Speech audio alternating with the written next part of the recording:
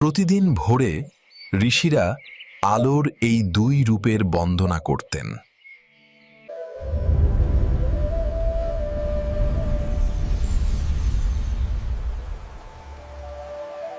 ওম ভূর্ভুবঃ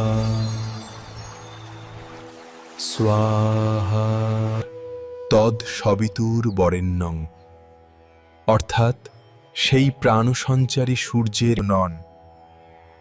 ধিও, তিনি যেন আমাদের বুদ্ধিকে সৎ পথে চালিত করেন। এই মন্ত্র মেধা, প্রজ্ঞা এবং আত্মশুদ্ধির চাবিকাঠি। সোম হল এক বিশেষ লতা এবং একই সাথে এক দেবতা। যজ্ঞের সময় সোমরস দেবতাদের উদ্দেশ্যে নিবেদন করা হতো। এটি পান করে ঋষিরা দিব্য আনন্দ এবং অমৃতের স্বাদ পেতেন।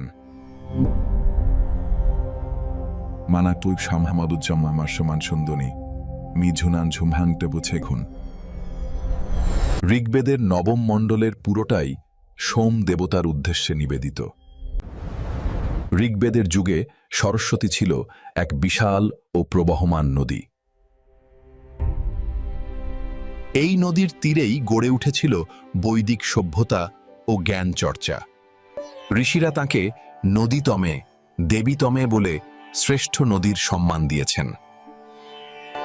আজ সেই নদী লুপ্ত হলেও জ্ঞানের দেবী রূপে তিনি আজও পূজিতা।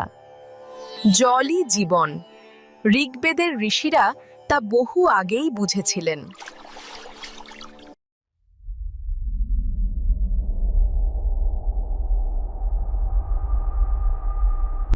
সৃষ্টির আগে সৎ ছিল না, অসৎ ছিল না, মৃত্যু ছিল না, অমৃতও ছিল না।